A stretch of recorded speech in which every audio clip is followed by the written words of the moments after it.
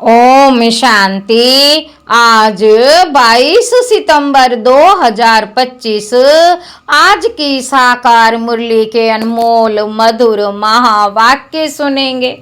मीठे मीठे बाबा के मीठे बच्चे अपनी दिल पर हाथ रख कर पूछो कि बाबा जो सुनाते हैं क्या हम सब पहले जानते थे। अपने दिल पर हाथ रख कर पूछो कि बाबा जो सुनाते हैं क्या हम सब पहले जानते थे। जो सुना है उसे अर्थ सहित समझकर खुशी में रहो। प्रश्न है, तुम्हारे इस ब्राह्मण धर्म में सबसे अधिक ताकत है कौन सी और कैसे। उत्तर है, तुम्हारा ये ब्राह्मण धर्म ऐसा है जो सारे विश्व की सदगति श्रीमत पर कर देते हैं। ब्राह्मण ही सारे विश्व को शांत बना देते हैं।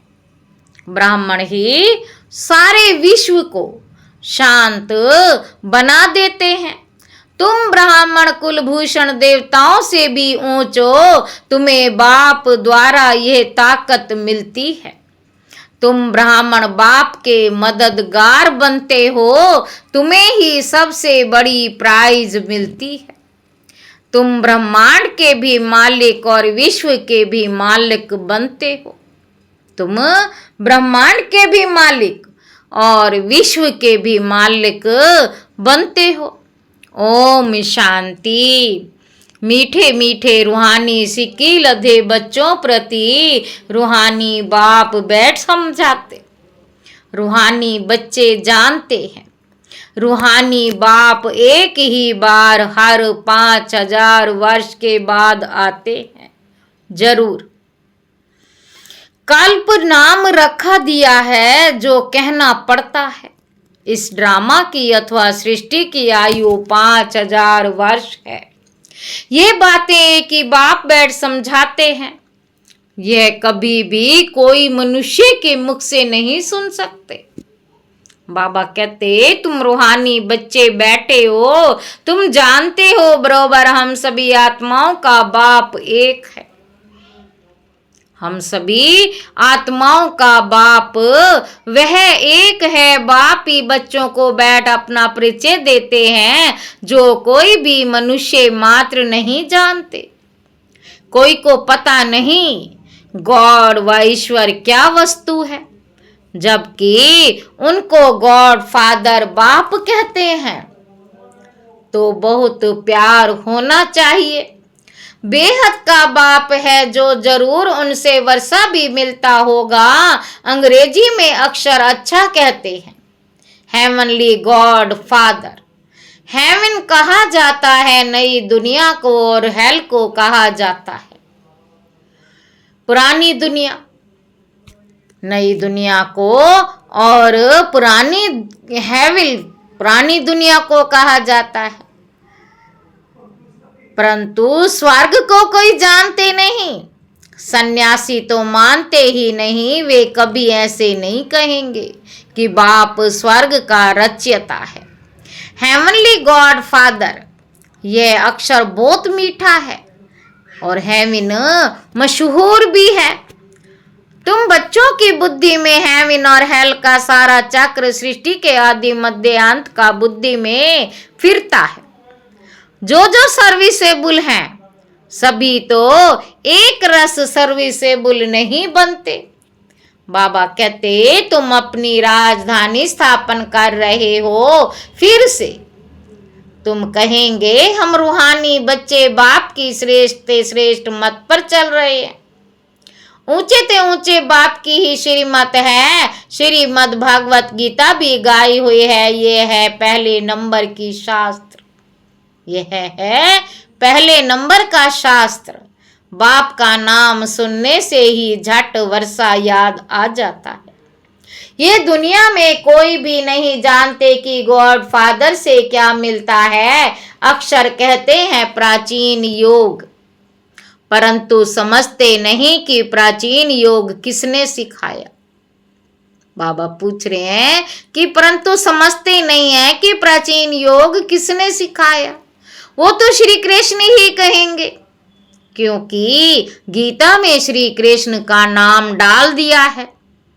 अभी तुम समझते हो बाप ने ही राजयोग सिखाया, जिससे सब मुक्ति जीवन मुक्ति को पाते हैं। यह भी समझते हो कि भारत में ही शिव बाबा आया था, उनकी जयंती भी मनाते हैं, परंतु गीता में नाम गुम होने से महिमा भी गुम हो गई है, जिससे सारी दुनिया को सुख शांति मिलती है।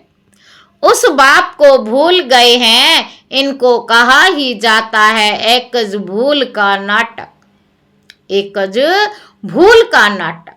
बड़े तो बड़ी भूल यह है जो बाप को नहीं जानते। कभी कहते वे नाम रूप से न्यारा है, फिर कहते कच्छ मच्छ अवतार है, ठिक्कर भीतर में है, भूल में भूल होती जाती।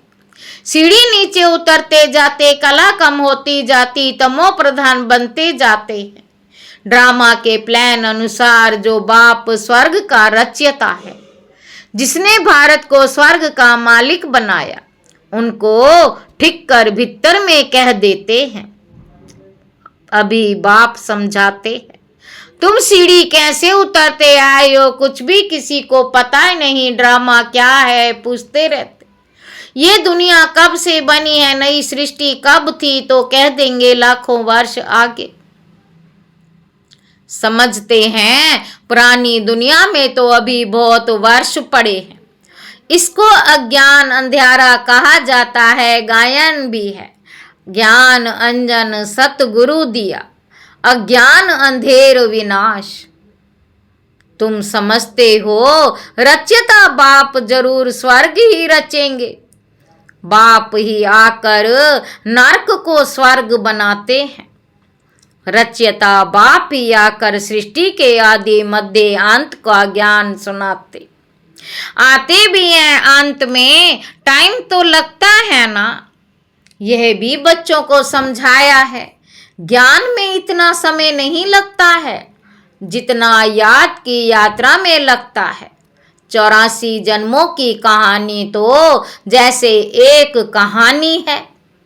आज से 5000 वर्ष पहले, आज से 5 वर्ष पहले किन्हों का राज्य था, वह राज्य कहाँ गया। बाबा कहते तुम बच्चों को अब सारी नॉलेज है। तुम हो कितने साधारण अजमिल जैसे पापी, अहिल्याएं, कुब्जाएं, भीलनियां, उनको कितना ऊंच बनाते हो। बाबा कहते तुम बच्चों को अब सारी नॉलेज है। तुम हो कितने साधारण अजामिल जैसे पापी, अहिल्याएं, कुब्जाएं, भीलनियां, उनको कितना ऊंच बनाते हो। बाप समझाते हैं तुम क्या से क्या बन गए हो। बाप आकर समझाते पुरानी दुनिया का अब हाल देखो क्या है। मनुष्य कुछ भी नहीं जानते कि सृष्टि का चक्र कैसे फिरता है। बाप कहते तुम अपने दिल पर हाथ रखकर पूछो आगे ये कुछ जानते थे? कुछ भी नहीं। बाबा कहते अभी जानते हो। बाबा फिर से आकर हमको विश्व की बादशाही देते। कोई की बुद्धि में नहीं आएगा कि विश्व की बादशाही क्या होती है। विश्व माना सारी दुनिया। बाबा कहते तुम जानते हो बाप हमको ऐसा राज्य देते जो हमसे आधा कल्प तक कोई छीन नहीं सकता। तो बच्चों को कितनी खुशी होनी चाहिए। बाप से कितना बार बार राज्य मिल लिया है। बाप सत्य है, सत्य शिक्षक भी है, सतगुरु भी। कब सुना ही नहीं अभी अर्थ सहित तुम समझते हो। तुम बच्चे हो, बाप को तो याद कर सकते हो। आजकल छोटेपन में ही गुरु करते हैं। गुरु का चित्र बनाए भी गले में डालते हैं, वह घर में रखते हैं। यहाँ तो वंडर है। बाप शिक्षक सतगुरु सब एक ही है। बाप कहते मैं साथ में ले चलूंगा। तुमसे पूछेंगे क्या पढ़ते हो, बोलो हम नई दुनिया में राजाई प्राप्त करने लिए राजयोग पढ़ते। यह है ही राजयोग। जैसे बैरिस्टर योग होता है तो जरूर बुद्धि का योग बैरिस्टर तरफ जाएगा। टीचर को जरूर याद तो करेंगे ना, तुम कहेंगे हम स्वर्ग की राजाई प्राप्त करने के लिए ही पढ़ते हैं। तुम कहेंगे हम स्वर्ग की राजाई प्राप्त करने के लिए ही पढ़ते हैं। कौन पढ़ाते हैं? शिव बाबा भगवान। उनका नाम तो एक ही है जो चला जा आया है। रथ का नाम तो है नहीं, मेरा नाम है ही शिव। बाप शिव और रथ ब्रह्मा कहेंगे। बाप शिव और रथ ब्रह्मा कहेंगे। अभी तुम जानते हो ये कितना वंडरफुल है। शरीर तो एक ही है। इनको भाग्यशाली रथ क्यों कहते हैं? क्योंकि शिव बाबा की प्रवेशता है। तो जरूर दो आत्माएं ठहरी, ये भी तुम जानते हो। और किसको ये ख्याल में भी नहीं आता। अब दिखाते हैं भगीरथ ने गंगा लाई। क्या पानी लाया? बाबा पूछ रहे हैं। भगीरथ ने गंगा लाई, क्या पानी लाया? अभी तुम प्रैक्टिकल देखते हो क्या लाया है, किसने लाया, किसने प्रवेश किया? बाप ने किया ना। मनुष्य में पानी थोड़े ही प्रवेश करेगा, जटाओं से पानी थोड़े ही आएगा। इन बातों पर मनुष्य कभी ख्याल भी नहीं करते। बाबा कहते कहा ही जाता है रिलीजन इज माइट। रिलीजन में ताकत है। बताओ सबसे जास्ती किस रिलीजन में ताकत है? ब्राह्मण रिलीजन में। हाँ, ये ठीक है। जो कुछ ताकत है ब्राह्मण धर्म में ही है और कोई रिलीजन में कोई ताकत नहीं। बाबा कहते अभी तुम ब्राह्मण हो। ब्राह्मणों को ताकत मिलती है बाप से, जो फिर तुम विश्व के मालिक बनते हो। तुम्हारे में कितनी बड़ी ताकत है। तुम कहेंगे हम ब्राह्मण धर्म के हैं। किसी की बुद्धि में नहीं बैठेगा। विराट रूप भल बनाया है, परंतु वह भी आधा है। मुख्य रचता और उनकी पहली रचना को कोई नहीं जानते। बाप है रचता, फिर ब्राह्मण है चोटी। इसमें ताकत है। बाप को सिर्फ याद करने से ताकत मिलती है। बच्चे तो जरूर नंबरवार ही बनेंगे ना। तुम इस दुनिया में सर्वोत्तम ब्राह्मण कुलभूषण हो, देवताओं से भी ऊंच हो। तुमको अब ताकत मिलती है। सबसे जास्ती ताकत है ब्राह्मण धर्म में। ब्राह्मण क्या करते हैं? बाबा पूछ रहे हैं कि ब्राह्मण क्या करते हैं? सारे विश्व को शांत बना देते हैं। सारे विश्व को शांत बना देते हैं ब्राह्मण। तुम्हारा धर्म ऐसा है जो सर्व की सद्गति करते हैं श्रीमत द्वारा। तब बाप कहते हैं तुमको अपने से भी ऊंच बनाता हूं। तुम ब्रह्मांड के भी मालिक, विश्व के भी मालिक बनते हो। बाबा कहते सारे विश्व पर तुम राजाई करेंगे। अभी गाते हैं ना, भारत हमारा देश है। कभी महिमा के गीत गाते, कभी फिर कहते भारत की क्या हालत है। जानते नहीं कि भारत इतना ऊंच कब था। मनुष्य तो समझते हैं स्वर्ग अथवा नरक यहाँ है। जिसको धन मोटर आदि वह स्वर्ग में है। ये नहीं समझते स्वर्ग कहा ही जाता है नई दुनिया को।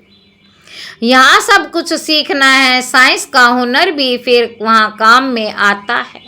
ये साइंस भी वहाँ सुख देती है। वहाँ तो इन सब में है अल्पकाल का सुख। वहाँ तुम बच्चों के लिए ये स्थायी सुख हो जाएगा। यहाँ सब सीखना है जो फिर संस्कार ले जाएंगे। कोई नई आत्माएं नहीं आएंगी जो सीखेंगी। यहाँ के बच्चे ही साइंस सीख कर वहाँ चलते हैं, बहुत होशियार हो जाएंगे। सब संस्कार ले जाएंगे, फिर वहाँ काम में आएंगे। अभी है अल्पकाल का सुख, फिर ये बॉम्ब्स आदि ही सबको खल्लास कर देंगे। मौत के बिगड़ शांति का राज्य कैसे हो। बाबा कहते मौत के बिगड़ शांति का राज्य कैसे हो। यहाँ तो अशांति का राज्य है। ये भी तुम्हारे में नंबरवार है जो समझते हैं हम पहले अपने घर जाएंगे, फिर सुख धाम में आएंगे, सुख में बाप तो आते ही नहीं। बाप कहते मुझे भी वानप्रस्थ रथ चाहिए। भक्ति मार्ग में भी सबकी कामनाएं पूरी करता आया हूँ। संदेशों को भी दिखाया है कैसे भक्त लोग तपस्या पूजा आदि करते हैं। देवियों को सजाए पूजा आदि कर फिर समुद्र में डुबो देते हैं। देवियों को सजाए पूजा आदि कर फिर समुद्र में डुबो देते हैं। कितना खर्चा होता है पूछो, ये कब से शुरू हुआ है? बाबा कहते तो कहेंगे परंपरा से चला आया है, कितना भटकते रहते हैं, ये भी सब ड्रामा है। बाप बार बार बच्चों को समझाते हैं हम तुमको बहुत मीठा बनाने आए हैं। ये देवताएं कितने मीठे हैं, अभी तो मनुष्य कितने कड़वे हैं। जितना बाप को बहुत मदद की थी उन्हों की पूजा करते रहते हैं। पूर्व तुम्हारी पूजा भी होती है, पद भी तुम ऊंच प्राप्त करते हो। बाप खुद कहते हैं मैं तुमको अपने से भी ऊंच बनाता हूँ। ऊंच ते ऊंच भगवान की है श्रीमत। गीता में भी श्रीमत मशहूर है। श्री कृष्ण तो इस समय बाप से वर्षा ले रहे हैं। श्री कृष्ण की आत्मा के रथ में बाप ने प्रवेश किया। कितनी वंडरफुल बात है, कभी किसी की बुद्धि में आएगा नहीं। समझने वालों को भी समझाने में बड़ी मेहनत लगती है। बाप कितना अच्छी रीति बच्चों को समझाते हैं। बाबा लिखते हैं सर्वोत्तम ब्रह्मा सुमुख वंशावली। सर्वोत्तम ब्रह्मा मुख वंशावली। ब्राह्मण तुम उच्च सर्विस करते हो तो ये प्राइज मिलती है। तुम बाप के मददगार बनते हो तो सबको प्राइज मिलती है।